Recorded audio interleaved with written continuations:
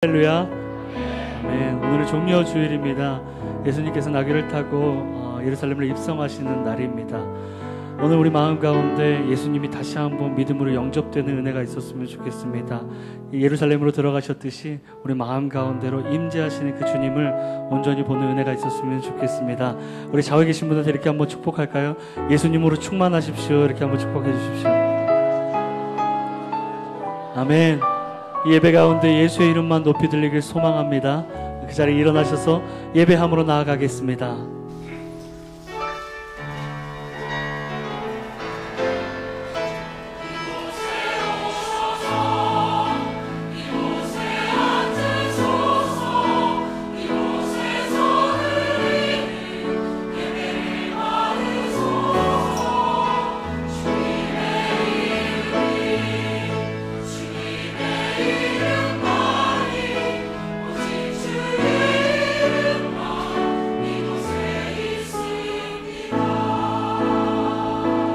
하늘의 문을 여소서, 하늘의 문을 여소서, 이곳을 주목하소서.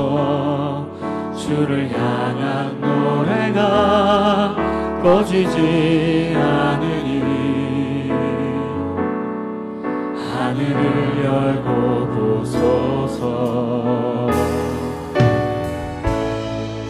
이곳에 임재하소서. 주님을 기다립니다. 기도의 향기가 하늘에 닿으니 주여 임재하여 주소서. 이곳에 오소서. 이곳에 앉으소서. 이곳에서 드리는 예배를 받으소서.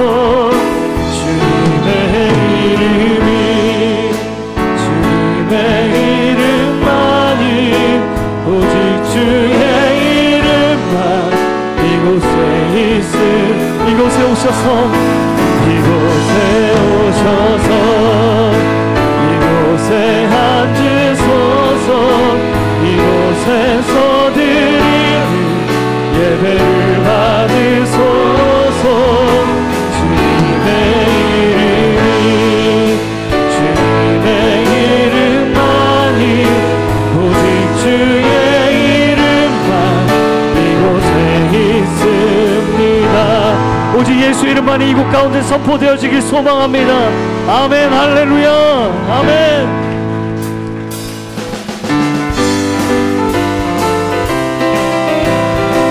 우리 믿음으로 순종하며 주 앞에 나가기 원합니다. 내가 매일 기쁘게 순례의 길 행함은 주의 팔이 나를 안보함이요. 내가 주의 큰 복을 받는 참된 비결을 주의. 아멘. 우리 한 번 더 선포하기 원합니다. 내가 매일 기쁘게 순례의 길 행함은 주의 팔이 나를 안보함이요. 내가 주의 큰 복을 받는 참된 비결을 주의 영이 함께하. 성령이 계시네. 성령이 계시네. 할렐루야. 함께하시네. 좁은 길 걸으며 만나 기뻐하는 것 주의 영이 함께함이라. 전에 죄에 빠져서 평안함이 없을 때 예수 십자가의 공로 힘입어 그 발 아래 엎드려 참된 평화 얻으면 주의 영이 함께하. 성령이 계시네. 성령이 계시네. 할렐루야. 함께하시네. 좁은 길을 걸으며 만나 기뻐하는 것 주의 영이 함께하. 세상 모든 정욕과 나의 모든 욕망은 십자가에 이미 못을 박았네. 어두운 밤이 지나고 무거운 주의 영이 함께함이라. 우리 한 번 더 고백하기 원합니다. 세상 모든 정욕과 나의 모든 욕망 십자가에 이미 못을 박았네. 어두운 밤이 지나고 무거운 주의 영이 함께함이라. 성령이 계시네. 할렐루야 함께하시네. 좁은 길을 걸으며 우리 성령을 사모하며 나가십시다. 성령이 계시네. 성령이 계시네. 할렐루야 함께하시. 좁은 길을 걸으며 밤낮 기뻐하는 것. 우리 한 번 더. 성령이 계시네. 네, 성령이 계시네. 할렐루야 함께하시네. 좁은 길을 걸으며 밤낮 기뻐하는 것. 주의 영이 함께하리라. 성령 하나님 임하여 주시옵소서. 예수의 이름으로 임하여 주시옵소서. 아멘. 우리 예수 그리스도의 첫사랑이 우리 믿음 가운데 선포되어지면 나가기 원합니다. 아멘. 예수 나의 첫사랑 되시네. 예수 나의 첫사랑 되시네. 내 첫사랑 지존자 되신 그리스도. 찬양하리 보좌 앞에 나의 삶 향기로운 제사로 주께 드려지길 원하네. 오직 주만 바라보며 나의 삶을 드리네. 다른 길은 찾지 않으리. 나의 온전한 열정과 나의 찬양 되시네. 주의 길을 따라가리라. 우리 한 번 더. 예수 나의 첫사랑. 예수 나의 첫사랑. 아멘. 내 첫사랑 지존자 되신 그리스도. 찬양하리 보좌 앞에 나의 삶 향기로운 제사로 주께 드려지길 원하네. 오직 주만 바라보며 나의 삶을 드리네. 다른 길은 찾지 않으리. 나의 온전한 열정과 나의 찬양 되시네. 주의 길을 따라가리라. 보좌 앞에 나의 삶이 향기로운 제사로 주께 드려지길 원하네. 우리 다시 한번 보좌 앞에 우리의 삶을 드리며 보좌 앞에 나의 삶이 향기로운 제사로 주께 드려지길 원하네. 오직 주만 바라보며 나의 삶을 드리네. 다른 길은 찾지 않으리. 나의 온전한 열정과 나의 찬양 되신 주의 길을 따라가리라. 우리 다시 한번. 오직 주만 바라보며 오직 주만 바라보며 나의 삶을 드리네. 다른 길은 찾지 않은 나의 온전한 열정과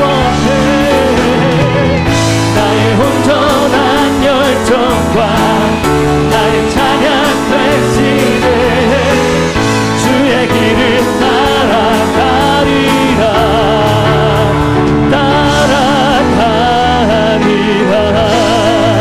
오직 주님만 따라가기 소망합니다. 할렐루야. 아멘. 그 자리에 앉으셔서 계속 예배함으로 나아가겠습니다.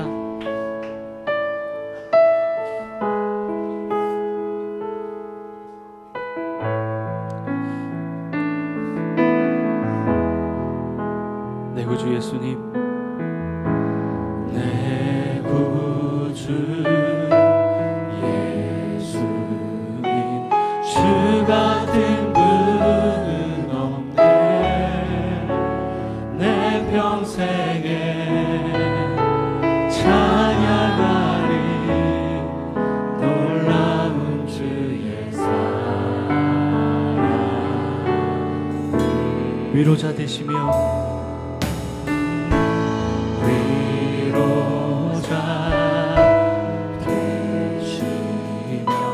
피난처 되신 주님, 나의 영혼 온 마음 다해 주를 경배합니다. 주를 경배하니 다 온 땅이여 주님께 외쳐라. 능력과 위엄의 왕 되신 주, 산과 바다 소리쳐 주의 이름을 높이리. 주 행하는 기뻐 찬양하며 행하는 기뻐 노래하며 영원히 주님을 사랑하리라. 신실하신 주의 약속 나받았네. 우리 다시 한번 내 구주 예수님, 내 구주 예수, 주 같은 분은 없네. 내 평생에 찬양하리 놀라운 주의 사랑. 위로자 되시며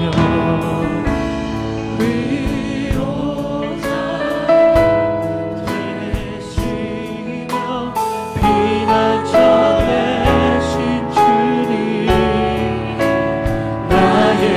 우리 영혼이 주님만을 향해 선포합니다. 주를 경배합니다.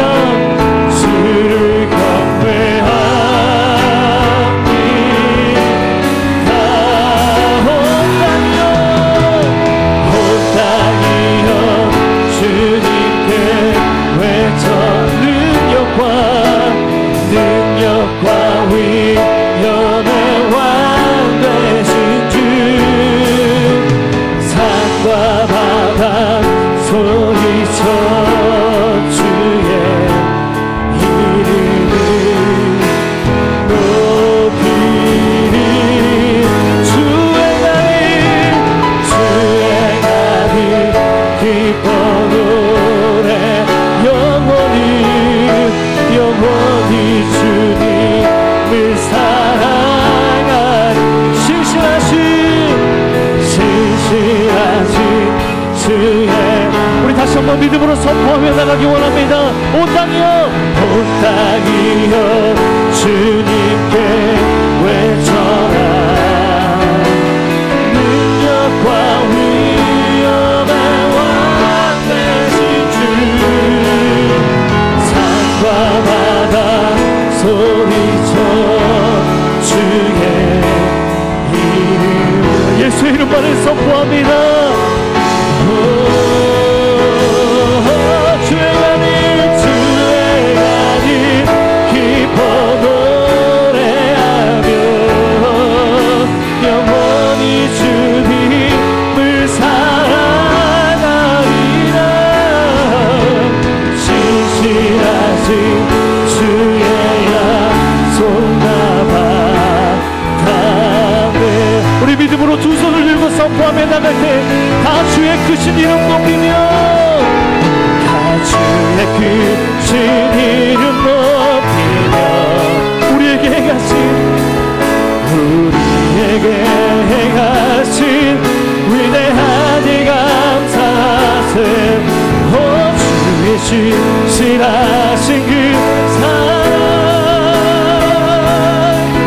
온 땅과 하늘 위에 계셔 홀로 영원한 우리 다시 한번 전심으로 예수 이름을 선포하시지만 다 주의 크신 이름 다 주의 크신 이름 우리에게 행하신 위대함이 감사한 오 주의 신실하신 그 사랑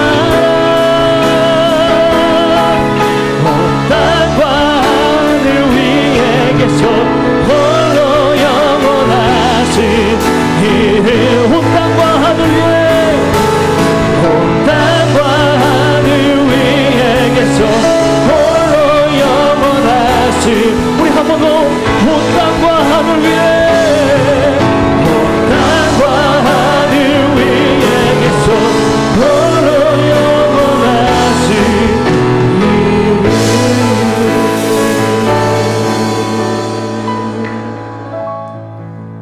함께 기도드리겠습니다.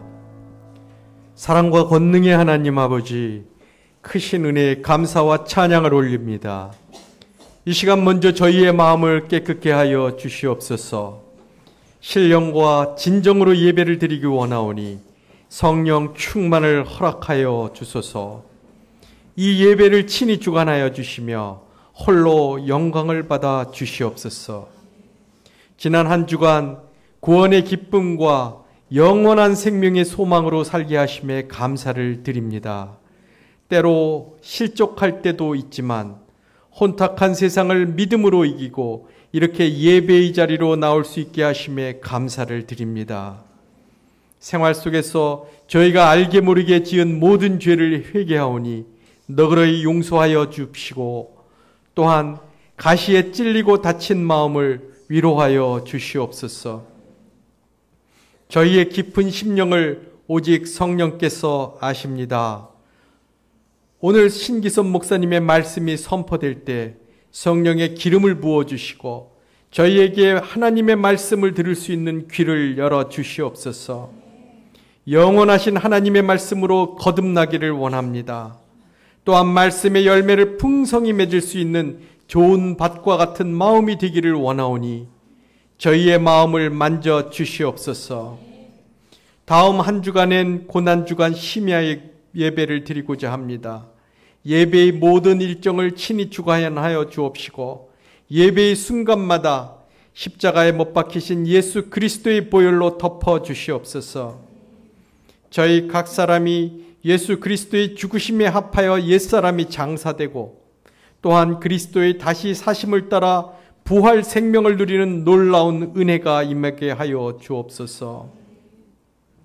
오늘이 교회에 주신 사도행전의 비전으로 오늘이 성도들이 하나 되기를 원합니다. 우리 교회가 예수님의 은혜와 진리로 더욱 새롭게 되고 힘차게 나아가기를 원합니다. 하나님께서 이렇게 수원 오늘이 교회를 세워주셔서 기쁨과 열정의 예배를 드리게 하시니 더욱 감사합니다. 이재훈 목사님과 신기선 목사님을 비롯하여 오늘이 교회의 모든 리더십들을 영육간에 더욱 강건케 하옵시고 맡겨주신 성도들을 잘 양육하고 하나님의 역사에 앞장서 나아갈 수 있도록 강한 팔로 인도하여 주옵소서. 또한 이 시간 예수님의 복음을 들고 열방을 섬기는 선교사님들 위하여 기도합니다. 저들이 어디에 있든지 주께서 함께하여 주시고 보호하여 주시며 선교 사역의 풍성한 열매가 맺어지게 하옵소서. 저희 성도들도 세상에 요동하지 않고 하나님의 뜻을 잘 분별하고 순종함으로 세상의 빛과 소금 역할을 하게 원합니다. 특별히 대통령을 비롯하여 정치, 경제 리더십들이 하나님을 경외하며 위로부터 지혜와 능력을 받아 전 세계 중에서도 한국이 신앙에 있어서나 모든 면에서 본이 되는 훌륭한 나라가 될 수 있도록 세워 주시옵소서. 하나님, 오늘 주 함께 찬양대를 비롯하여 예배 안내와 주차 봉사 등 이 예배를 섬기는 많은 손길들이 있습니다. 이들의 노고를 위로하여 주시고 아름다운 열매가 맺게 하시며 저들의 가족과 생활을 풍성히 축복하여 주시옵소서. 이 예배의 시작부터 끝까지 함께하여 주시기를 원하오며 이 모든 것을 부활이요 생명이신 주 예수 그리스도의 이름으로 기도드립니다. 아멘.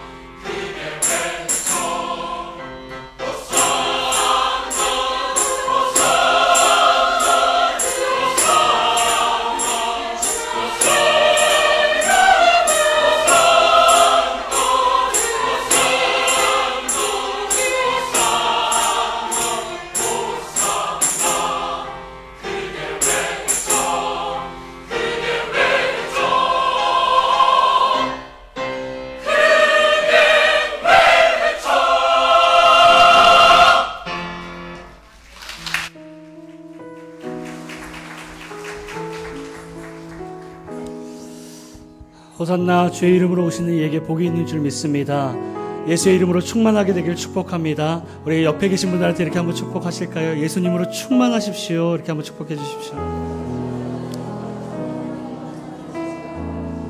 특별히 종려주일이고 내일부터 고난주간입니다. 그래서 옆 사람에게 이렇게 다시 한번 축복했으면 좋겠습니다. 예수님이 당신을 사랑하십니다. 이렇게 한번 축복했으면 좋겠습니다. 아멘. 우리 그 마음을 담아서 저에 계신 분들한테 손을 펼치시면서 평화, 하나님의 평강이 축복하며 나가도록 하겠습니다. 평화, 하나님의 평강이 하나님의 평강이 당신의 삶에 넘쳐나기를 하나님의 평강이 당신의 삶에 가득하기를 이번엔 더 멀리 계신 분들한테 은혜, 하나님의 은혜가 하나님의 은혜가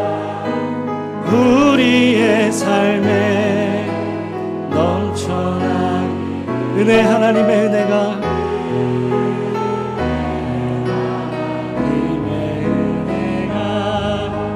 예배 가운데 가득하기를 축복합니다. 우리 저기 계신 분들한테 감사와 격려의 박수 한 번 부탁드리겠습니다. 한 번 더 축복하기 원하는데요. 오늘 대표기도로 섬겨주신 분은 성북공동체 섬기고 계신 홍성호 장로님이십니다. 그래서 잠깐 일어나실 때 감사와 축복과 격려의 박수 한 번만 더 부탁드리겠습니다. 감사합니다. 네. 교회 소식 알려드리도록 하겠습니다. 오늘은 비전 헌금이 있는 주일입니다. 특별히 오늘 비전 헌금은 군 선교를 위해서 쓰여지게 됩니다. 기억하셨다가 비전 헌금에 동참해 주시길 부탁드리겠습니다. 내일부터 고난주간이 시작되어집니다. 그래서 오늘 교회에서는 월요일부터 금요일까지 저녁 9시부터 10시 반까지 고난주간 심야 예배로 드려지게 됩니다. 특별히 8시 반부터 개방을 해서 기도하는 시간을 드리우니까 8시 반부터 오셔서 기도하시고 9시부터 심야 예배에 참석해 주시면 감사하겠습니다. 특별히 목요일에는 성찬식이 또 진행되어집니다. 기억하셨다가 예수님의 고난에 동참하는 한 주가 되시길 축복합니다. 오늘 저녁 7시 예배와 다음 주 저녁 7시 예배 김하주 장로님 오셔서 초청 집회를 해주시도록 하겠습니다. 기억하셔서 오늘 저녁 7시, 다음 주 저녁 7시입니다. 오셔서 많은 은혜 받으시는 시간 되시길 축복하고요. 다 오시길 축복합니다. 오늘 하나님께서 우리에게 주시는 말씀은 누가복음 8장 4절로 15절까지의 말씀입니다. 누가복음 8장 4절로 15절까지의 말씀입니다. 저와 여러분이 한 절씩 교독하도록 하겠습니다. 많은 무리가 모여들고 각 마을에서 사람들이 예수께로 나아오니 예수께서 그들에게 비유를 통해 말씀하셨습니다. 씨 뿌리는 사람이 씨를 뿌리러 나갔다. 그가 씨를 뿌리자 그중 어떤 씨는 길가에 떨어져 사람들에게 밟히고 하늘의 새들에게 닿게. 어떤 씨는 바위 위에 떨어졌는데 싹이 돋았지만 물기가 없어서 곧 시들어버리고 말았다. 어떤 씨는 물속에 떨어졌는데 가시덤불이 함께 자라서 그 기운을 막아버렸다. 또 다른 씨는 좋은 땅에 떨어져 자라다 100배나 많은 열매를 맺었다. 예수께서 말씀을 마치고 큰 소리로 외치셨습니다. 들을 귀 있는 사람은 들으라. 자, 예수께 이 비유가 무엇을 뜻하는? 예수께서 말씀하셨습니다. 너희에게는 하나님 나라의 비밀을 알게 해 주었다. 그러나 내가 다른 사람들에게는 비유로 말했다. 이것은 그들이 보아도 보지 못하고 들어도 깨닫지 못하게 하려는 것이다. 비유의 뜻은 이와 같다. 씨는 하나님의 말씀이다. 길가에 떨어진 것은 하나님의 말씀을 들었으나 마귀가 와서 그 마음에서 말씀을 빼앗아 가는 바람에 믿지 못하고 구원받지 못하는 사람들이다. 바위 위에 떨어진 것은 하나님의 말씀을 듣고 기쁘게 받아들이지만 뿌리가 없어 잠시 동안 믿다가 씨를 닥치면 곧 가시밭에 떨어진 것은 하나님의 말씀을 들었으나 이 세상의 걱정과 부와 쾌락에 사로잡혀서 자라지 못하고 온전한 열매를 맺지 못하는 사람들이다. 같이 읽습니다. 그러나 좋은 땅에 떨어진 것은 착하고 좋은 마음으로 하나님의 말씀을 들은 뒤 그 말씀을 굳게 간직하고 인내해 좋은 열매를 맺는 사람들이다. 들을 귀 있는 사람들은 들으라 라는 주제로 신기선 목사님 나오셔서 전해주도록 하겠습니다.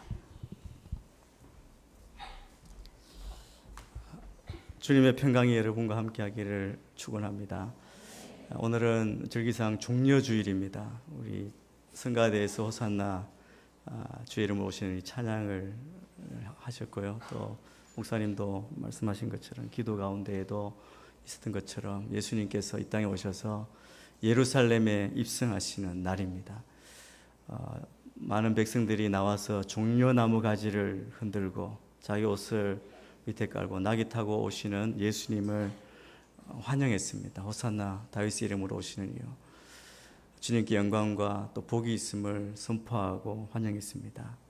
이제 고난주간이 시작되는데 예루살렘 입성 후에 주님께서 고난을 받으시는데 우리 죄 때문에 그렇게 환영하던 그 목소리들이 또 사람들이 예수님을 십자가에 못 박으라고 소리치는 그 폭도로 바뀌는 그 모습을 우리가 기억합니다.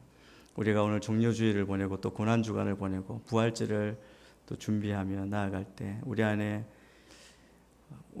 변하고 흔들리는 우리를 위해서 십자가에 달리신 그 주님의 사랑을 묵상하는 그 구원의 은혜를 경험하는 그런 기간이 되기를 축복합니다. 심야 예배 오셔서 또 개인적으로 기도하시고 또 주의 사랑을 깨닫기 원하고 또 주의 말씀 앞에 묵상하시면서 주님의 그 사랑이 여러분의 삶 가운데 더 깊이 있게 다가오는 그런 귀한 절기 기간들이 되기를 축복합니다. 말씀을 듣기 전에 잠깐 기도하겠습니다. 하나님 아버지 감사합니다. 호산나 다윗의 자손으로 오시는 이여 주님을 기뻐하며 환영했던 그 백성들처럼 이 시간 우리가 주님을 맞이하고 기뻐합니다. 우리가 변치 않는 믿음으로 끝까지 주님을 따르며 주님을 위해 헌신하고 순종하는 저희가 되게 인도하여 주옵소서. 오늘 또 말씀을 들을 때 이 말씀의 씨가 옥도와 같은 우리 심령에 내려서 백배길실 맺는 놀라운 축복과 은혜가 우리 가운데 있게 하여 주옵소서. 예수님 이름으로 기도합니다. 아멘. 오늘 우리가 함께 읽은 말씀은 우리가 너무나 잘 아는 씨 뿌리는 자의 비유입니다. 예수님이 말씀하신 여러 말씀 가운데 아주 친숙한, 교회를 오래 다니신 분들은 그 내용을 이미 여러 번 들으셨을 것이고 또 잘 알고 우리의 삶 가운데 계속 적용하는 말씀이기도 합니다. 여러분, 비유는 우리가 익숙한 물체나 상황을 이용해서 아주 새로운 그런 의미를 부여하는 짧은 이야기나 묘사입니다. 예수님께서 비유를 통해서 말씀하심으로 이 비유는 우리가 이미 잘 알고 있는 알려진 내용 가운데 그것을 통해서 그 뒤에 숨어져 있는 그런 내용을 접속해서 우리 가운데 새로운 영적인 진리를 알려주는, 깨닫게 하는 역할을 하는 것이 바로 비유라고 할 수 있습니다. 예수님께서 비유를 사용하셔서 우리에게 새로운 영적인 비밀, 특별히 하나님 나라의 비밀을 우리에게 알려주셨습니다. 예수님께서 비유를 말씀하실 때 이 비유는 듣는 사람들이 스스로 그 진리를 발견케 하는 것입니다. 그런데 때로 영적으로 게으르거나 무딘 사람들은 이해할 수 없었습니다. 그래서 그들에게는 진리가 발견되지 않은 것이죠. 그래서 예수님께서 오늘 말씀 가운데 8절에 이 비유의 말씀을 짧게 마치시고 이렇게 큰 소리로 외치십니다. 들을 귀 있는 사람은 들으라. 여러분, 여기서 들을 귀의 의미가 무엇입니까? 그것은 영적인 이해를 가능하게 하는 마음과 생각을 가지고 듣는 아주 깊은 경청을 의미한다고 할 수 있습니다. 저는 오늘 여러분 가운데 새롭게 주의 말씀을 깨닫고 오늘 여러분에게 뿌려지는 그 말씀을 통해서 여러분 마음에 들을 귀가 열려지는 놀라운 축복이 있게 되기를 축원합니다. 귀가 열려야 하고 우리의 마음이 열려야 하고 주께서 원하시는 대로 우리가 그 말씀을 듣고 구원받고 순종하고 믿음으로 나아가야 하는 것이죠. 예수님은 이 비유를 말씀하시면서 많은 사람들이 따랐지만 무리들이 따랐다고 그렇게 말씀합니다. 그 무리들 가운데 그 많은 거짓 제자들이 있었습니다. 그 거짓 제자들, 그냥 군중심리로 따르는 그 많은 사람들에게 진정한 제자를 구별하기 위한 의도적으로 비유를 사용하셨습니다. 진정으로 그 말씀을 듣고 이해하는 사람은 분명히 그의 제자가 될 것입니다. 그런데 예수님을 받아들일 마음의 자세가 되지 않은 사람들은 그 말씀을 이해하려고도 하지 않고 또 그 말씀을 듣고 이해가 되지 않으면 흥미를 잃을 것이고 그리고 떠날 거겠죠. 최종적으로는 그 주님과 원수가 되는 데까지 이르게 되는 것입니다. 제자들은 어떤 사람입니까? 제자들은 들으라는 예수님의 명령에 순종한 사람들입니다. 예수님의 말씀에 반응하는 사람들이 바로 제자라고 할 수 있습니다. 기꺼이 듣고자 하는 그 태도를 가진 사람들. 예수님이 말씀하시는 이 씨 뿌리는 비유, 잘 아는 말씀이지만 오늘 또 우리에게 기꺼이 받고 우리의 삶 가운데 내가 혹시 어느 위치에 있는지, 어느 땅의 모습인지, 그리고 우리가 정말 열매 맺는 하나님 나라의 비밀을 깨닫는 그런 길로 나아가게 되기를 축복합니다. 예수님께서 이렇게 비유로 말씀하신 내용은 간단히 말씀드리면 이렇습니다. 씨 뿌리는 자가 그 농부죠. 나가서 씨를 뿌렸습니다. 씨를 뿌리는데 이 씨가 어떤 씨는 길가에 떨어진 것입니다. 사람들이 다니는 딱딱해진 길가에 떨어져서 밟히고 또 새가 와서 그 씨를 먹었다고 이야기합니다. 그리고 또 다른 씨는 바위 위에 떨어졌습니다. 아마 밑에 돌이 있고 흙이 얇게 깔린 그런 흙이었겠죠. 거기에는 싹이 빨리 났지만 습기가 없어서 물기가 없어서 말랐다고 이야기합니다. 또 다른 씨는 가시덤불 속에 떨어졌습니다. 씨가 뿌리를 내리고 자라지만 가시덤불과 함께 자라니까 그 기운을 막아서 이 열매가 잘 자라지 못했다. 기운이 막혔다. 그렇게 이야기합니다. 또 들어는 좋은 땅에 떨어졌다고 말합니다. 이 좋은 땅에 떨어진 씨는 100배의 결실을 하였습니다. 예수께서 이 말씀을 하시고 이 비유를 하시고 큰 소리로 외쳤습니다. 들을 귀 있는 자는 들으라. 여러분, 농사를 짓는 분에게 있어서 정말 중요한 것은 땅이 중요합니다. 여러분, 씨도 다 똑같은 씨지 않습니까? 그런데 땅이 어떠냐에 따라서 그 소출이 달라지는 것이죠. 아마 이맘때쯤 이제 새롭게 한 해의 농사를 시작하는 농부들은 가장 먼저 하는 것이 땅을 갈아엎는 것이죠. 땅을 부드럽게 해서 이 땅이 씨를 잘 품을 수 있도록, 그리고 잘 자라게 할 수 있도록 하는 것, 그것이 가장 우선적입니다. 그렇게 땅을 다 고르고 그리고 씨를 뿌린 후에 하는 일은 가끔씩 가서 풀 뽑아주고 물 주고, 그리고 다른 동물들이나 사람들이 해치지 못하도록 지켜주는 것, 그리고 가을이 되어 소출 때가 되면 이제 수확을 하죠. 추수를 합니다. 씨를 뿌리고 이 열매를 거두기까지 이 기간, 여러분, 이 기간은 그냥 씨가 뿌려지고 잘 자라기, 싹이 나기 시작하면 저절로 되는 것이 아니죠. 그 기간 동안 이 열매를 맺지 못하게 하는 많은 방해가 있습니다. 장애물이 있습니다. 예수님께서는 오늘 말씀을 통해서 우리에게 이 장애물이 무엇인지를 말씀해 주십니다. 오늘 예수님께서 말씀하시는 이 비유의 초점이 무엇입니까? 비유를 말씀하셨는데 제자들은 듣고 이렇게 다시 질문합니다. 주님께서 말씀하신 이 비유가 무슨 뜻이 있습니까? 이것이 무엇을 뜻하는 것입니까? 질문했습니다. 여러분, 이 비유의 초점은 씨 뿌리는 자에 있는 것이 아닙니다. 씨에 있는 것도 아니고 네 종류의 땅이 있습니다. 땅이란 길가, 바위 위, 가시덤불, 그리고 좋은 땅, 이 네 가지 땅입니다.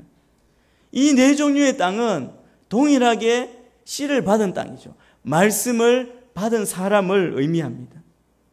그리고 이 네 종류의 땅, 다시 이 사람들을 다시 두 종류로 나눌 수 있습니다. 하나는 열매를 맺지 못하는 땅, 그리고 열매를 맺는 땅. 열매를 맺지 못하는 사람, 열매를 맺는 사람으로 나눠질 수 있습니다. 길가와 바위 위, 가시덤불에 뿌려진 씨는 열매를 맺지 못합니다. 오직 좋은 땅에 떨어진 씨만 열매를 맺었습니다. 이 비유의 요지는 많은 것을 생각할 수 있지만 중요한 것은 이 뿌려진 씨가 열매를 맺느냐 못 맺느냐 하는 것입니다. 우리에게 동일하게 뿌려진 이 씨가 우리 삶 가운데, 우리 마음속에 와서 열매를 맺고 있느냐, 이것을 오늘 우리가 묵상하고 생각해야 할 것입니다. 또 열매를 맺지 못했다면 왜 맺지 못했는지, 열매를 맺었다면 어떻게, 어느 정도 맺었는지를 말해주고 있습니다. 여러분, 씨를 뿌리면 반드시 열매를 수확해야 합니다. 어느 농부도 씨앗을 그냥 버리는 사람은 없습니다. 분명한 목적이 있습니다. 뿌릴 때 수확을 기대하고 뿌리는 것이죠. 우리에게 들려진 말씀도 동일합니다. 오늘 말씀 11절에 보면 씨는 하나님의 말씀이라고 그렇게 말씀합니다. 그렇다면 우리는 말씀의 열매를 맺고 있습니까? 10절에서 제자들이 이 비유의 뜻을 물었는데 예수님께서 이 질문에 대해서 풀어서 설명해 주셨습니다. 그리고 이 말씀 가운데 이 비밀이 제자들에게만 허락된다고 말씀하십니다. 이 비밀이라는 것은 그냥 단순히 모르는 감춰진 것이 아니라 이전에는 감춰졌지만 예수로 말미암아 새롭게 알게 된 나타난 것을 말합니다. 그것은 예수 그리스도로 말미암아 우리에게 밝히 알려진 하나님 나라의 비밀입니다. 우리의 열매는 하나님 나라의 비밀을 깨닫는 것을 통해서 맺혀지는 열매라고 할 수 있습니다. 그래서 이 비밀은 들을 귀 있는 자들, 들을 귀가 있는 자는 들어서 깨달았고 그 나라 하나님 나라의 비밀을 새롭게 알아야 하는 것, 그것을 말씀하고 있습니다. 오늘 말씀을 보면 이 비밀은 제자들에게만 허락되고 있습니다. 다른 사람이 다 듣는 데서 이 비유로 말씀하시는 것은 그들은 들어도 보아도 듣거나 보지 못하는 그 사람들이라는 것이죠. 제자들은 새로운 하나님 나라의 토대를 이루는 사람들입니다. 그들은 처음부터 예수님의 사역, 선교 사역에 부름받은 자들, 그렇기 때문에 이들에게만 비밀이 허락되었다고 말씀합니다. 저는 우리도 모두 다 예수님의 부름받은 제자라고 믿습니다. 하나님의 비밀이 허락된 자, 이 비밀을 깨닫고 새롭게 깨달은 그 깨달음으로 하나님 나라의 귀한 열매를 가득 맺어야 할 줄 믿습니다. 여러분, 씨앗이 아무리 온전하다고 하더라도 그 심기는 땅이 씨앗을 받아들일 수가 없다면 씨앗은 뿌리를 내려 싹을 틔우고 자라서 열매를 맺을 수가 없습니다. 예수님은 하나님의 말씀은 씨앗이라고 씨앗으로 비유하셨습니다. 우리의 마음의 상태를 땅의 상태로 비유하셨습니다. 하나님의 말씀은 완전한 것입니다. 하나님의 말씀은 능력이 있으십니다. 하나님의 말씀은 창조의 능력이고 마른 뼈를 불러서 생기를 불러일으키시고 죽은 자를 살리시기에 충분한 능력이 있는 말씀입니다. 그런데 중요한 것은 이 말씀이 우리에게 뿌려질 때, 우리에게 들어오실 때 그냥 일방적으로 우리를 그렇게 만들어 가시는 것이 아니라는 것이죠. 우리가 너무나 잘 아는 대로 하나님은 무정한 심판관처럼 그렇게 역사하시는 분이 아닙니다. 난폭한 폭군이 아니십니다. 각본을 짜놓고 배우들이 그 각본대로 움직이도록 하는 감독과 같은 역할을 하는 분도 아니십니다. 하나님은 인격적이시고 인격적인 방법으로 일하시는 분이십니다. 그래서 성경 속에서 말씀 가운데 하나님이 하시는 일은 늘 하나님을 따르는 사람, 하나님을 따르기를 원하는 사람과 함께 하십니다. 그래서 하나님의 역사는 하나님을 따르는 사람과 함께 역사가 전개되는 것이죠. 그렇다면 하나님을 따르는 사람은 어떤 사람이 되어야 하겠습니까? 하나님을 따르는 사람, 하나님을 따르기 원하는 사람은 하나님의 말씀을 듣지 못한다면 하나님을 따르고 싶어도 그렇게 할 수 없습니다. 하나님을 따르는 사람은 하나님의 말씀을 듣는 자입니다. 하나님의 말씀을 기쁨으로 감사함으로 받는 자이죠. 여러분, 이 말씀이 얼마나 중요한지 모릅니다. 우리의 신앙생활 가운데, 우리 인생 가운데 정말 중요한 하나님의 말씀, 그 말씀을 읽고 그대로 믿고 살려고 하면 그대로 되느냐, 쉽게 되느냐, 그렇지 않습니다. 우리의 인생 가운데 그 말씀대로 살지 못하도록 방해하는 장애물이 계속해서 우리의 삶 가운데 있는 것이죠. 그러나 제자는 이 장애물을 극복하고 말씀의 열매를 맺어야 한다는 것입니다. 그럼 우리에게 있는 이 장애물, 오늘 말씀을 통해서 보여주시는 장애물은 어떤 것이 있습니까? 첫 번째, 지금 우리 시대에 있는 장애물입니다. 그것은 바쁨입니다. 분주함이라고 할 수 있습니다. 우리 12절 말씀 한 목소리를 같이 한번 읽겠습니다. 12절입니다. 시작. 길가에 떨어진 것은 하나님 말씀.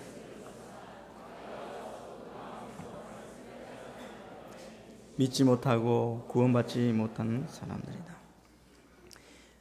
오늘 여기 보여주시는 말씀은 길가와 같은 딱딱한 마음의 사람입니다. 하나님의 말씀을 들었지만 마귀의 방해로 믿고 구원 얻지 못하는 사람이에요.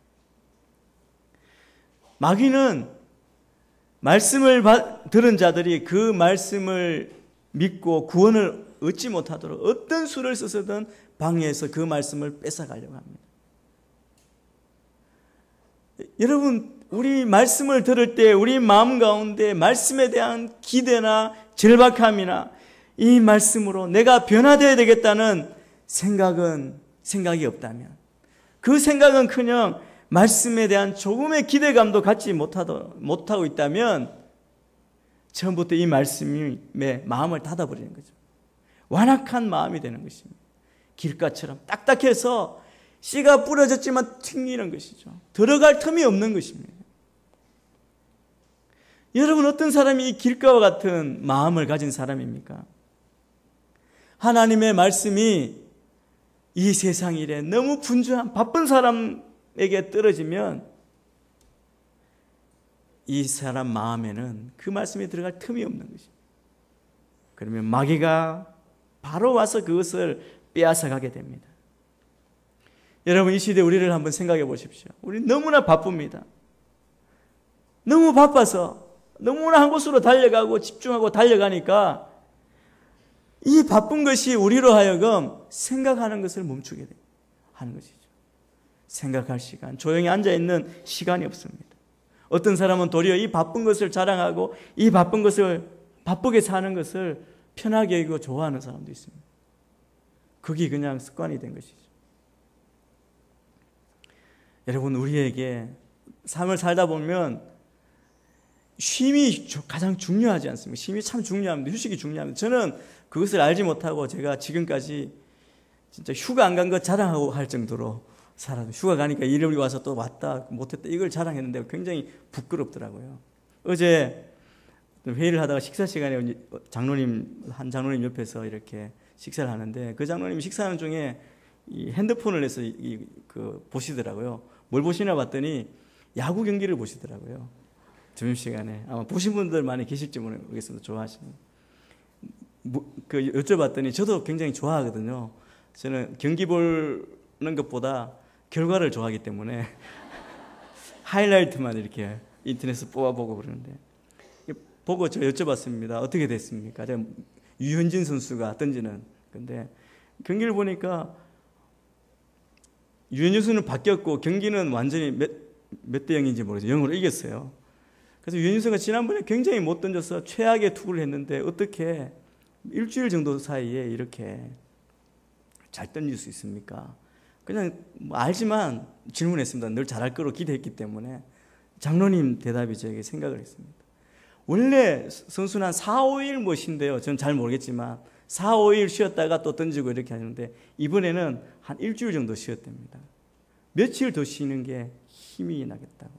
쉼이 능력이라고 장로님이 영적인 의미까지 붙여서 저에게, 목사님도 좀 쉬셔야 됩니다. 이렇게 말씀하시더라고요. 여러분, 그렇습니다.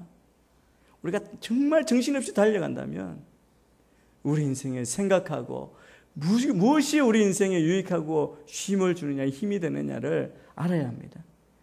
만약 여러분의 삶이 너무 바쁜 일로 넘친다면 비록 좋은 일이라고 해도 말씀의 씨는 여러분 안에 들어와서 생존할 수가 없습니다. 만약 여러분이 너무 바쁘면, 너무 다 한 곳에 집중하면 하나님의 말씀이 들리지도 보이지도 않습니다. 여러분, 그런 분 많이 계시지 않습니까? 한 곳에 쏙 빠지면 주위 소리가 안 들리잖아요. 반응이 여러분 그렇습니까? 저만 그런지 모르겠는데, 제가 야단을 좀 많이 맞습니다. 집에서 좋아하는 TV 이렇게 보면 집중력이 굉장히 뛰어납니다. 공부할 때는 아닌데 TV를 볼 때 그렇습니다. 옆에서 평가한 평가입니다. 그래서 뭐라고 이야기해도 안 들린다는 거예요. 저 정말 듣지 못합니다. 귀찮아서 안 듣는 게 아니고 정말 못 듣기 때문에 반응을 못 하는 거죠. 안 들려요. 뭐라 그래도. 치아야 이제 이렇게 하지. 보고 있는데 제 집사님 한번 실험을 했대요. 맛있는 과일 깎아놓고 여보 과일 드세요 그랬더니 바로 반응을 하더래요.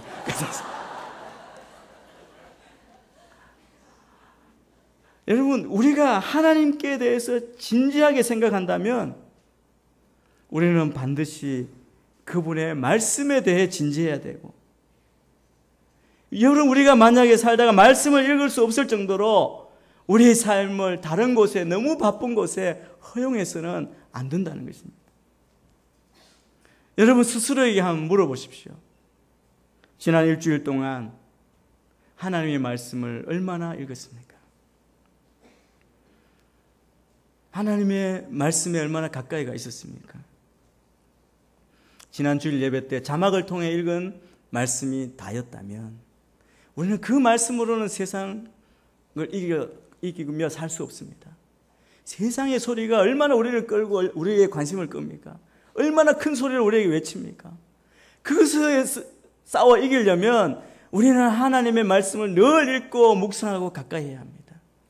그러지 않으면 말씀이 우리의 길가 같은 심령에 와서 튕기고 마귀가 다 뺏어갑니다.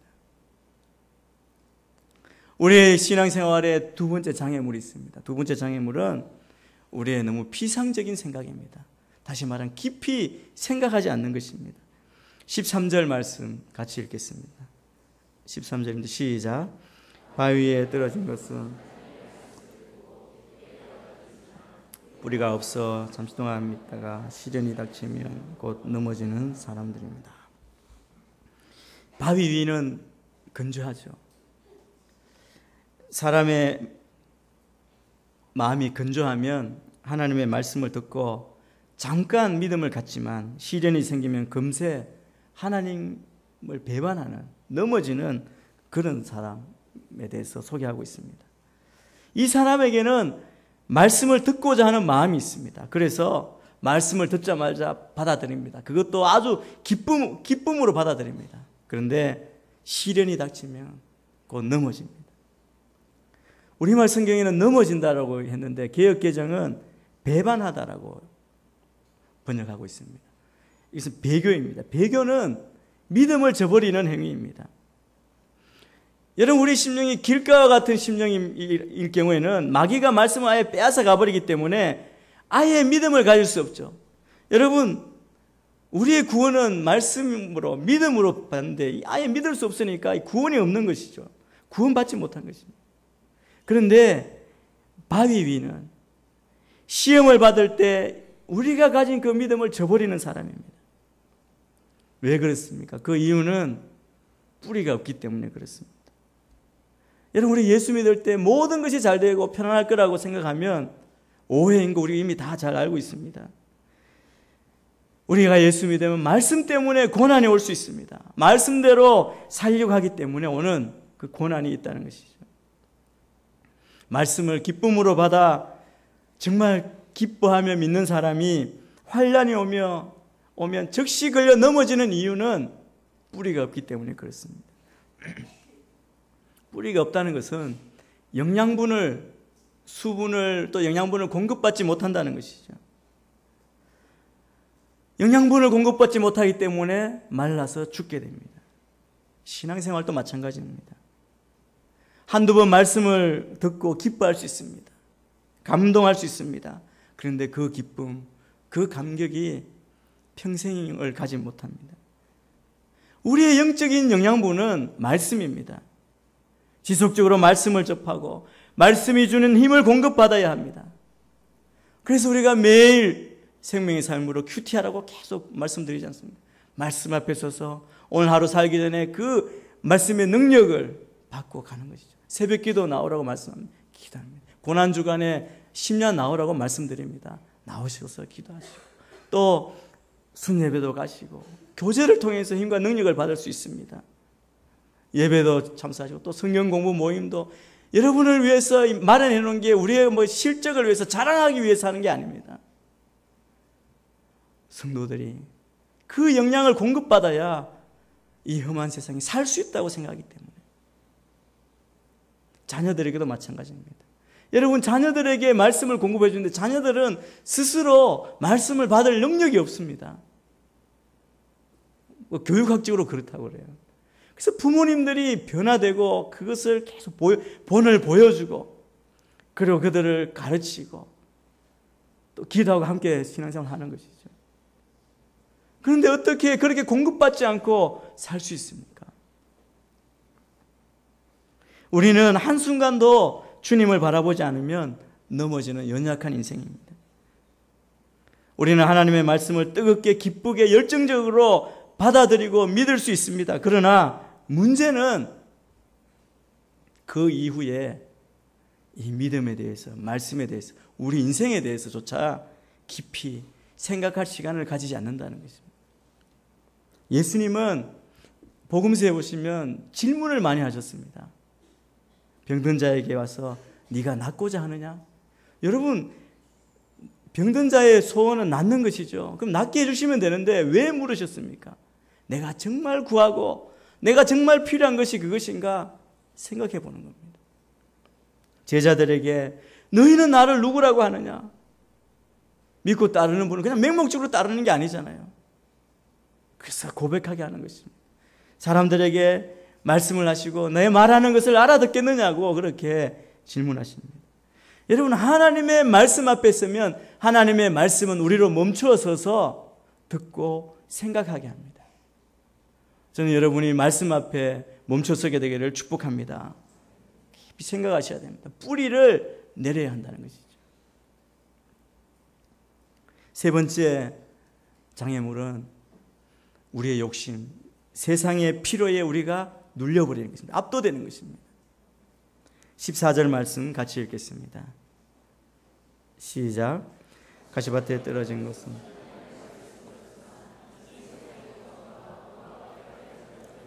자라지 못하고 온전한 열매를 맺지 못하는 사람들이다. 여러분, 가시밭에 떨어진 씨가 좋은 열매, 온전한 열매를 거두지 못한다고 합니다. 씨가 자라려고 해도 가시나무가 그 모든 영양분을 뺏어가기 때문에 힘든 것이죠. 잘 자라지 못하는 것입니다. 여기 가시는 세상의 걱정과 부와 쾌락입니다. 이 세 가지에 그냥 사로잡힌 것이죠. 진짜 말하면 질식당한다는 의미가 있습니다. 숨이 막히고 그냥 제압당한다는 것입니다. 이 14절 말씀을 원문 그대로 번역하면 세상의 걱정과 부와 쾌락의 아래로 들어간다, 굴복한다는 겁니다. 그래서 제대로 자라지 못하고 열매를 맺지만 온전한 열매가 아닙니다. 가시덤불과 같은 조건의 마음은 어떤 마음입니까? 하나님의 말씀이 그 씨앗이 심기기에는 너무도 신경 쓸 게 많은 것이죠. 이 세상의 염려, 재물, 향락, 요즘 청년들을 보십시오. 취업 걱정, 결혼에 대한 만남의 걱정, 그런 염려, 물질을 추구하고 돈을 추구하고 또 버는 것보다 지출이 많아서 그 재정 때문에 시달리고 쾌락을 탐닉하는 거예요. 솔직하게 우리의 모습을 보면 오늘날 한국 그리스도인들은 슬프게도 이 부류가 가장 많아 보입니다. 이러한 삶의 결과는 뭐냐면 온전히 결실하지 못하는 것입니다. 열매 없는 신앙이라는 것이죠. 세속적인 관심과 영향력 때문에 주님을 체험하지 못하고 만나지 못하니까 정말 주님의 제자, 그리스도인들보다 교회의 모임, 집회에 출석하는 종교를 가진 사람일 뿐일 경우가 많습니다.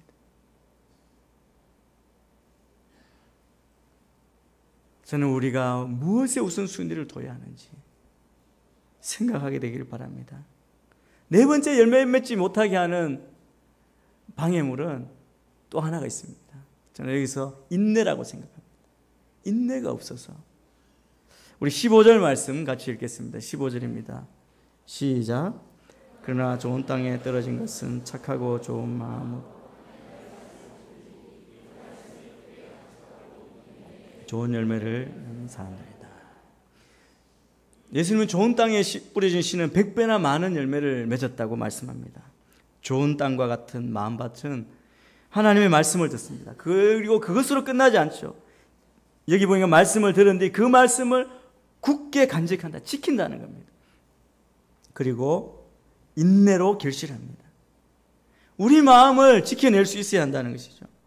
듣는 것이 끝이 아니라 인내하는 것이 중요합니다.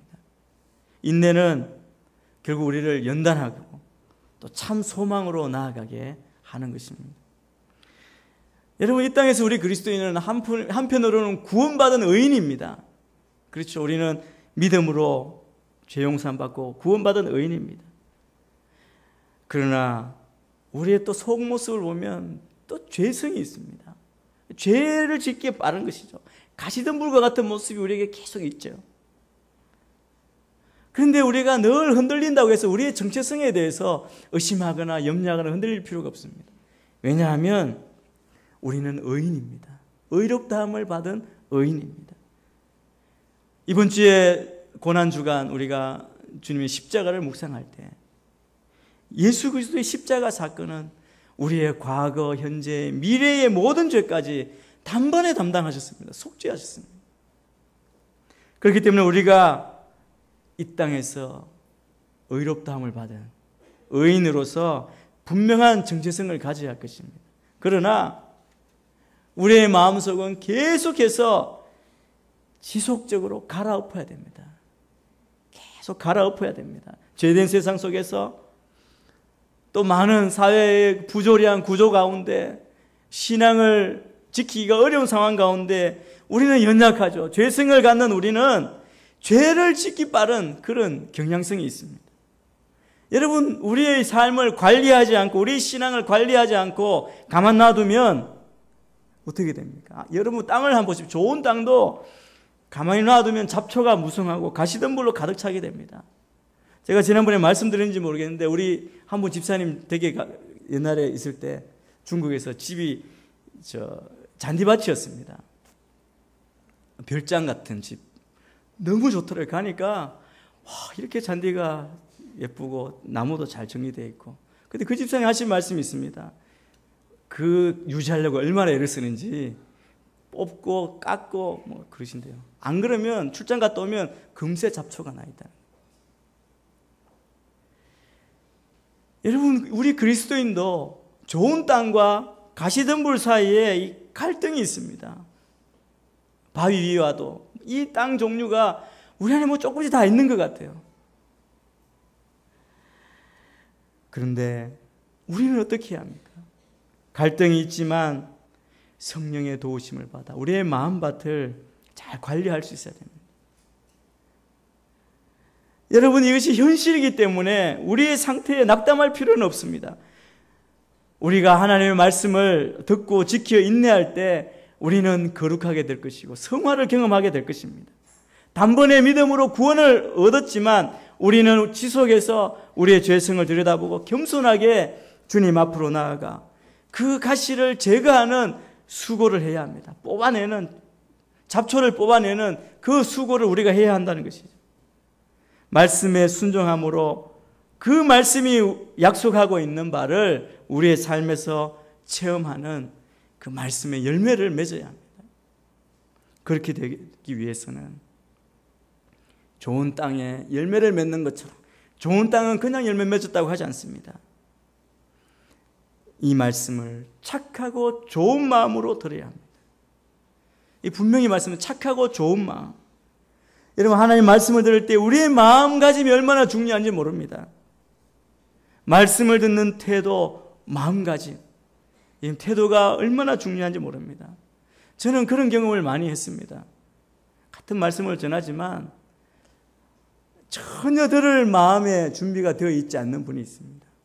태도가 안 되어 있는 것이죠. 그런 분이 아무리 좋은 말씀이 선포되어도 그 말씀은 길가에 뿌려진 씨와 같이 되고 마는 것이죠. 말씀에 대한 기대감, 그리고 그걸 넘어서서 절박함, 나를 변화시켜 줄 하나님의 말씀으로 믿고 받아들이는 자세, 그리고 그 말씀을 주야로 묵상하는 것입니다. 복 있는 사람은 주의 말씀을 주야로 묵상하는 자라고 말씀합니다. 그리고 그 말씀을 좋은 마음, 착한 마음으로 듣고 또 하나는 그 말씀을 굳게 간직해야 합니다. 지켜야 합니다. 이것을 놓치지 않도록 꽉 지키는 것입니다. 간직할 줄 아는 것, 오래 지속하는 것, 그것이 능력입니다. 여러분, 한 번 잘할 수 있습니다. 그런 사람을 능력 있다고 하는 것이 아니라 여러분 가끔 어떻게 하다가 골 넣는 걸 잘한다고 하지 않죠.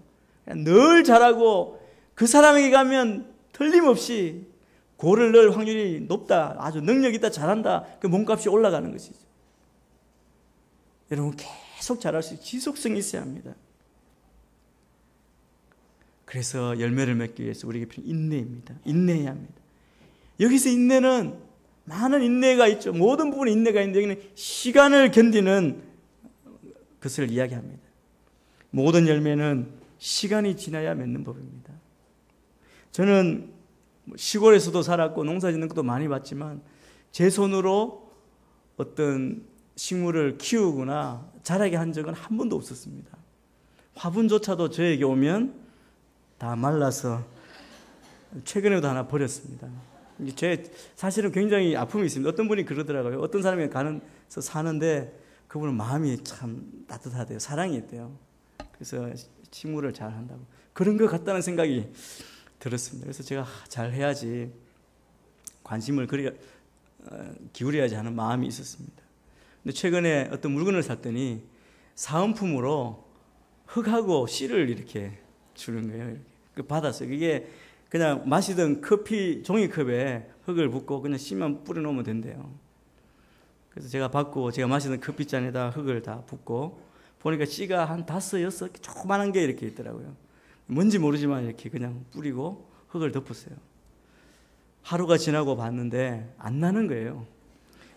설명서에는 금방 날 것 같이 그렇게 해놨는데 물을 너무 많이 줬나 적게 줬나 고민하고 또 햇볕 앞에도 두고 창문 밖에 놓고 이렇게. 제가 최근에 그렇게 관심을 기울인 적이 없었는데 좋습니다. 오늘 또 제가 봤습니다. 일주일이 됐는데 안 나는 거예요. 내가 흙을 너무 덮었는데 아니면 불량 씨앗인가? 그런 생각을 했는데 딱 일주일 4월 4일 날 심었는데요. 11일 날 딱 갔는데 조그만한 녹색이 딱 보이는데 얼마나 기뻤는지. 일주일 지금 한 5개 이렇게 났어요. 조그만하게. 제 그거 보는 재미가 있습니다. 이렇게 잘 키우려고 생각하고 있습니다.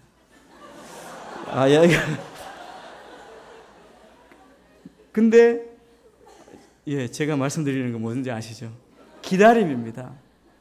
씨앗이 뿌렸으면 그 씨앗은 분명 완전한 씨앗인데 금방 열매를 거두는 게 아니라는 거예요. 모든 열매는 시간이죠. 봄에 씨를 뿌리면 가을에 가서 주사하는데 그 기간 동안 그 관리하는 농부의 수고가 있는 것처럼 우리의 마음도 계속 관리해야 합니다. 예수님께서는 이렇게 할 때 100배의 수확을 말씀하십니다. 하나님의 말씀을 듣고 받아들이는 자, 지키는 자에게 우리가 상상할 수 없는 놀라운 축복을 경험하게 될 것이라고 말씀하고 있습니다. 저는 이 말씀의 능력이 여러분의 좋은 마음, 착한 마음에 뿌려져서 여러분이 인내함으로 굳게 지킴으로 정말 100배의 열매를 거두는 그 열매 맺는 삶을 사는 여러분이 되기를 주의 이름으로 축원합니다. 기도하겠습니다. 하나님 아버지 감사합니다.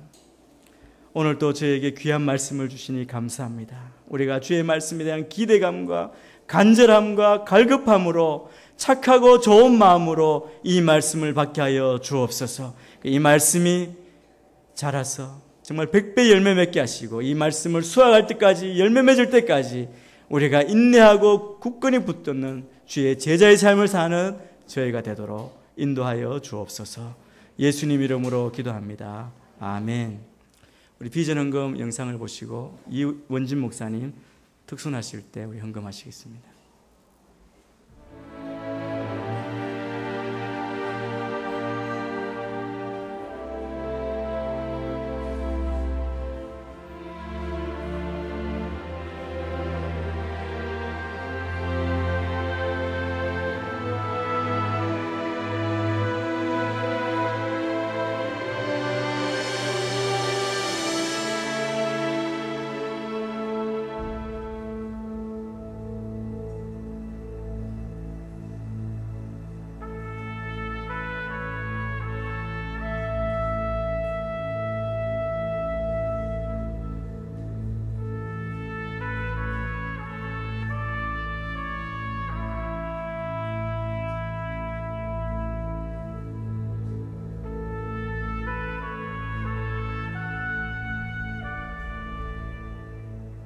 계획 없어도 목사님이 안 계셔도 이렇게라도 예배를 드리는 것 자체가 그 주님과의 저의 그 끈을 놓지 않는 그런 아주 소중한 기회인 거죠.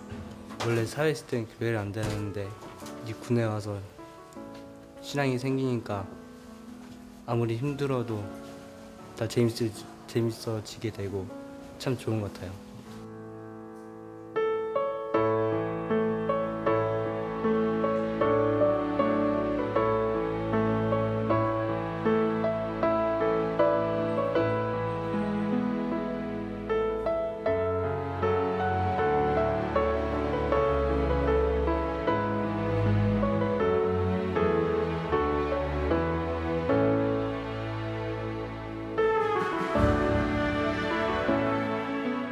매 예배 때마다 300명, 때로는 500명, 600명의 귀한 형제들을 만나면서 하나님의 복음을 증거합니다.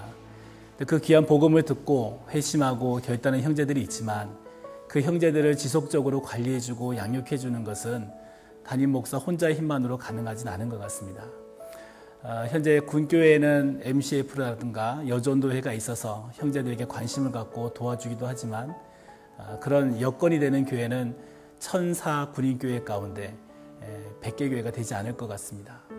우리 군교회의 많은 형제들에게 정말 이 복음의 귀한 은혜를 함께 나눌 수 있고 양육할 수 있는 관심과 사랑 또 도움의 손길이 절실히 필요합니다.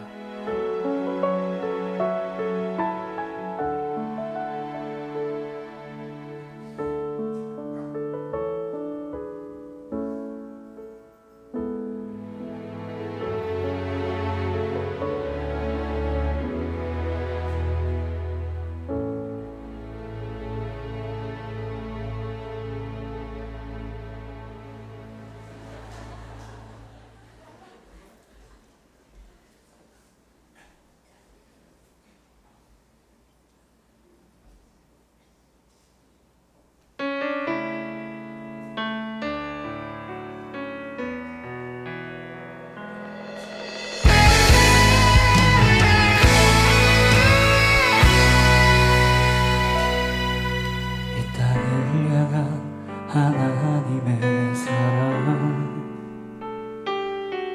아들을 보내주신 그 사랑 눈물과 피로 흘린 그 사랑 놀라우신 주의 은혜 열방의 주를 바라보기까지 한 영혼 구원하시기 위해 눈물로 기도하신 예수님 아름다운 주의 이름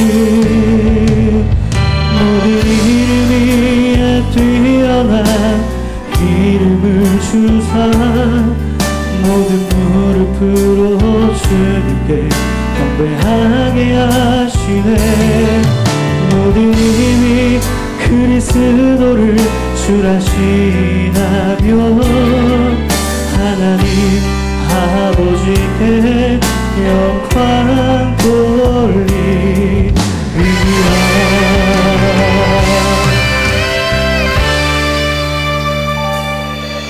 열방이 주를 바라보기까지 한 영혼 구원하시기 위해 눈물로 기도하신 예수님 아름다운 주의 이름 모든 이름 위에 뛰어난 이름을 주사 모든 무릎으로 주님께 경배하게 하시네 모든 힘이 그리스도를 주라시나며 하나님 아버지께 영광 돌리리라 하늘은 땅에서 열리며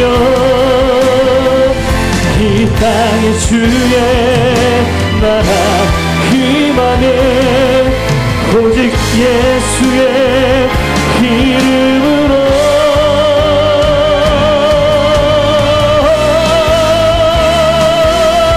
모든 이름 위에 뛰어난 이름을 주사 모든 무릎으로 주님께 경배하게 하시네. 모든 입이 그리스도를 주라시나며 하나님 아버지께 영광 돌리리라. 모든 이름 위에 뛰어난 이름을 주사 모든 무릎으로 주님께 경배하게 하시네. 모든 입이 그리스도를 주라시나며 하나님 아버지께 영광 돌리리라. 하나님 아버지께 영광 돌리리라. 하나님 아버지께 영광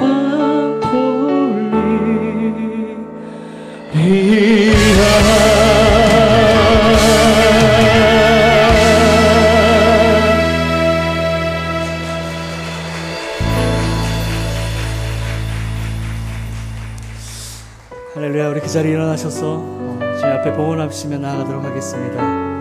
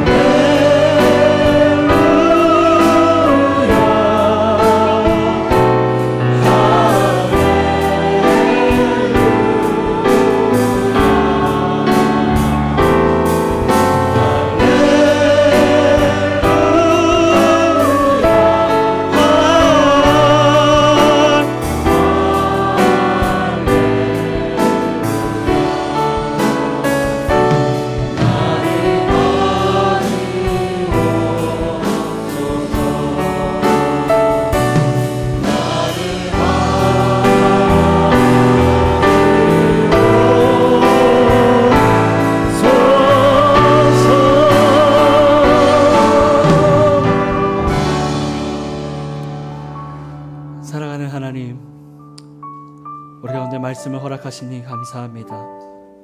하나님, 과연 우리의 마음은 어떤 마음입니까? 황폐한 마음입니까? 그저 길가입니까? 바위같이 건조한 마음입니까?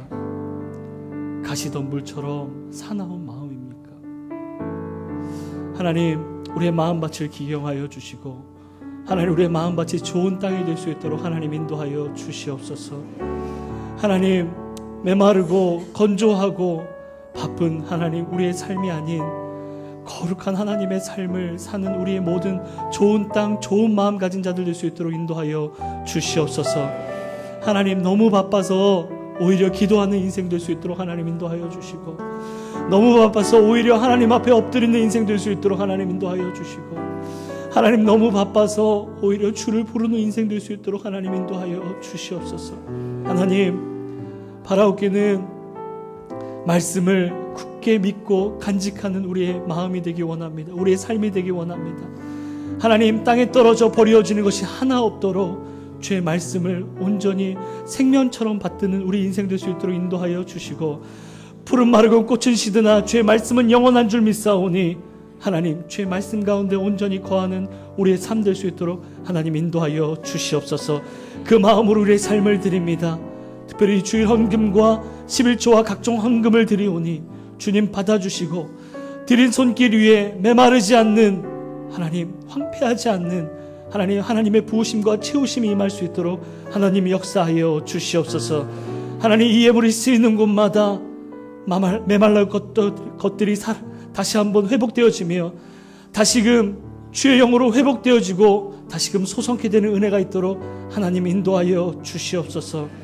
하나님, 무엇보다 잃어버린 영혼들이 주를 찾기에 하나님 나아오는 귀한 은혜가 있도록 하나님 인도하여 주시옵소서. 그렇게 주님 인도하실 주님을 찬양하오며 감사하오며, 이제는 우리 구주 예수 그리스도의 은혜와 하나님 아버지의 끝없으신 사랑과 성령 하나님의 교통 충만케 하심의 역사가 좋은 땅이 되기로 소망하며 우리의 마음밭을 주의 말씀으로 채우기를 소망하는 이 자리에 머리 숙인 주의 백성들 머리 위에와 생업과 가정과 하는 모든 일들 가운데, 특별히 군대로 자녀를 보낸 가정 가운데 지금도 전방에서 또 각 군대에서 맡은 사명을 잘 감당해내는 우리 아들들 가운데, 오늘의 교회와 열방에 흩어져 있는 교회 가운데 지금도 목숨처럼 주의 복음을 전하기로 결단하며 좋은 땅을, 좋은 열매를 기대하는 선교사님들 삶 위에 지금부터 영원까지 함께 하옵시기를 간절히 축원하옵나이다. 아멘. 주의 입자가 생명보다 나음으로 내 입술이 여호와를 찬양하리. 내 평생에 주를 찬양하며 주의 이름으로 내 손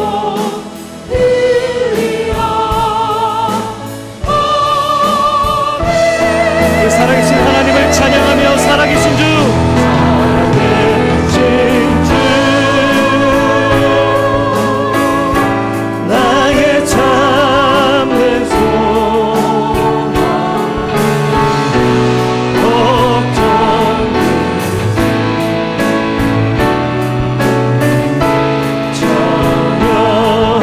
없네.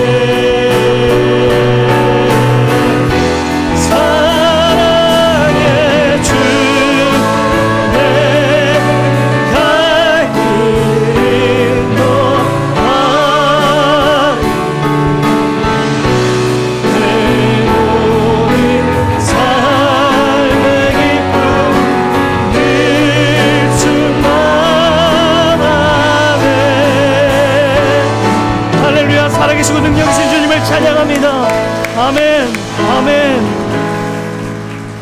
예배를 마쳤습니다. 오늘 하루도 승리하시고 주의 말씀 가운데 거하시길 축복합니다. 오늘 저녁과 내일